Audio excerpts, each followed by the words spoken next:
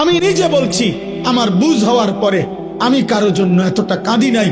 আমি আমার এই নওজোয়ান শহীদ শরীফ উসমান হাদি রাহিমাহুল্লাহ তাআলা, তার জন্য আমার চোখের পানি যেটুকু পড়েছে। আমার শায়েখ আল্লামা মুফতি মুশতাকুন নবী কাসিমি, আমি তাকে দেখছি বাচ্চার মতো অজরে কাঁদছে।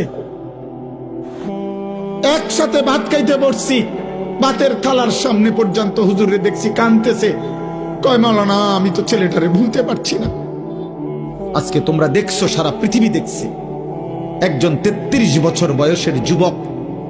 এই যুবক ইমানদার ছিল।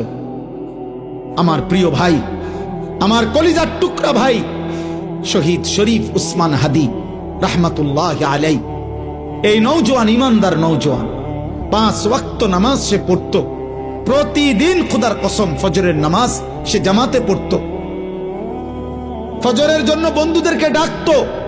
ফজরের নামাজ পড়ে তার সংসদীয় এলাকা, যেখান থেকে সে স্বতন্ত্র প্রার্থী হতে চেয়েছে, সেখানে ওয়ার্কিং করত।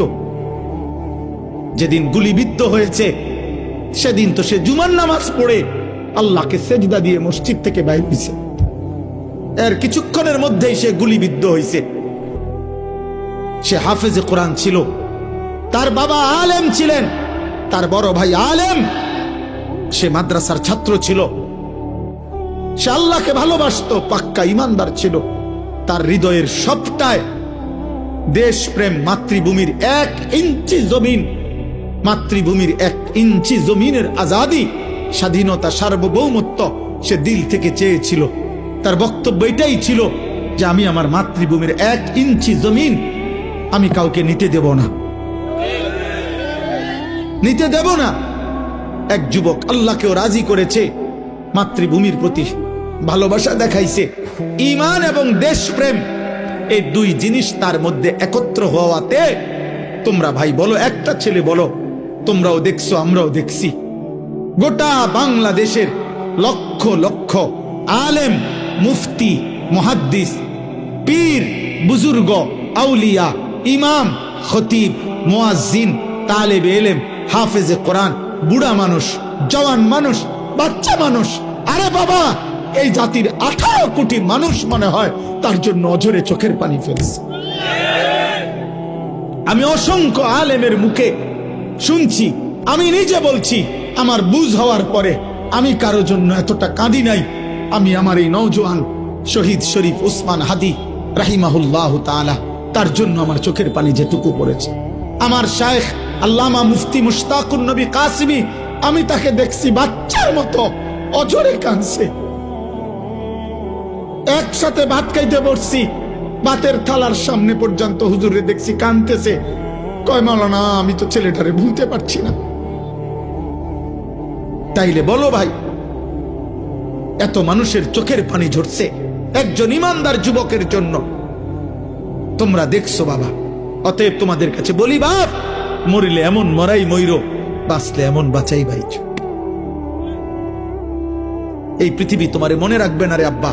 এই নারী, ছবি, মোবাইল, অশ্লীল দৃশ্য, জিনা, ব্যভিচার, মদ, জুয়া, বন্ধুদের অসৎ আড্ডা, রাত্র দিন মোবাইলের আসক্তি, আর 1 ওয়াক্ত নামাজের সেজদা নাই। খোদার কসম, রব্বে কাবার কসম, এই পৃথিবী তোমারে মনে রাখবে না।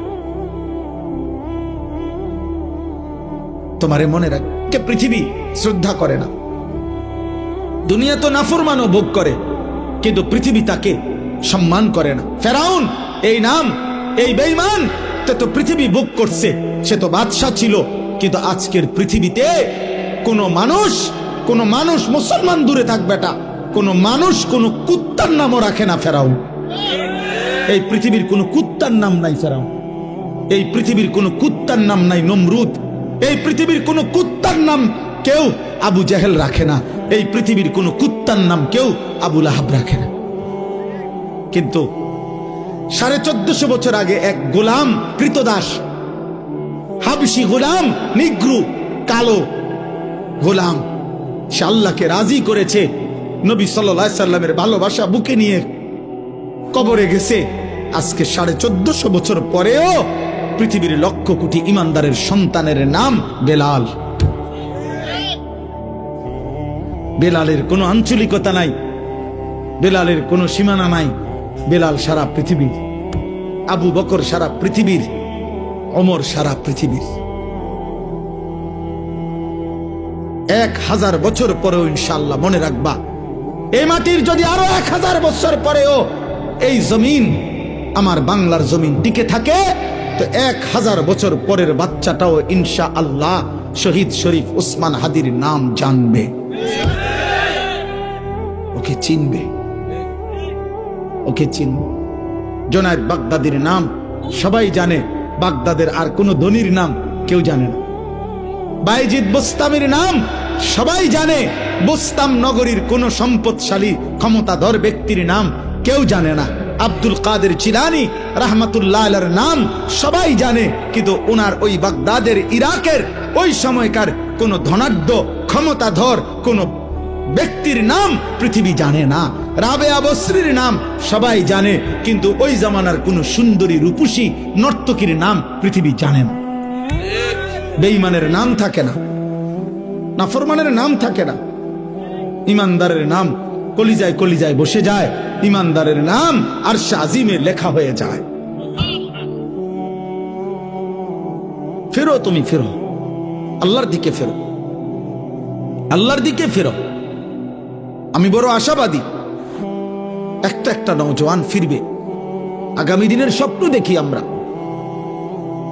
আমরাও থাকবো না। এই আমগরও অনেকে বলে এই হবে সেই হবে, সতর্ক থাকেন, সাবধানে থাকেন। আরে গুলি করবে, এই তো খুন করে ফেলবে, গুম করে ফেলবে, এই পৃথিবীর থেকে হত্যা করে ফেলবে।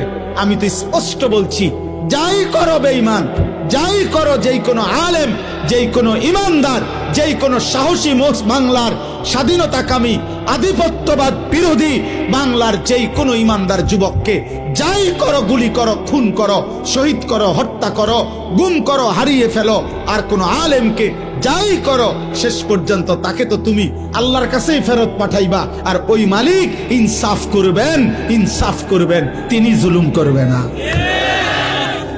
ঘুরে এগারাই আমারে কই ফাটাইবা? আল্লাহর কাছে তো ফাটাইবা, আর কি খালাস, আর অসুবিধা কি বেটা?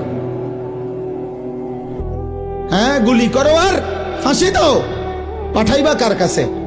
তো সারছে তো, উনি তো সব দেখছে, উনি তো সব জানে, উনি তো জুলুম করবে না। আল্লাহ জুলুম করবে? খালাস, আর চিন্তা কিসের? পরিবার, বিবি বাচ্চা কিচ্ছু হয় না, এ আস্তে আস্তে কাব্যে কুব্বাইয়া দাঁড়ায় যায়, সবে দিন পার হয়ে যায়। কত এতিম বাচ্চা, কত বিধবা নারী এই পৃথিবীতে শেষ পর্যন্ত আল্লাহর দয়ায় এই টিকে গেছে। এতিম মানুষ পৃথিবীতে বাঁচে না, এতিম মানুষ গদ্দুয়ার করে না, এতিম মানুষ বিয়া করে না, তো তো কি হইছে? কি হইছে? শহীদ শরীফ ওসমান হাদির ছেলে 8 বছরের মাসুম বাচ্চা মরবে না। আল্লাহ চাহে তো আমরা দোয়া করছি সে যেন আগামী দিনে মাহাদির সৈনিক হইতে পারে, তার হাতে আজাদির ইতিহাস যেন রচিত হয়। এজন্য তোমরা কিশোর, তোমরা যুবক, তোমরা শপথ নাও, শপথ নাও, একটা গুলি যেন, একটা গুলি, একটা বুলেট তোমাদের লক্ষ কোটি যুবকের ঈমান যেন দুর্বল না করে। তোমরা মাটির আজাদি, মাতৃভূমির আজাদি বলে দাও। আধিপত্যবাদের দোসরদেরকে তোদের সংখ্যা বেঈমান বেশি হইতে পারে, কিন্তু আমার মাটিতে ঈমান বেশি।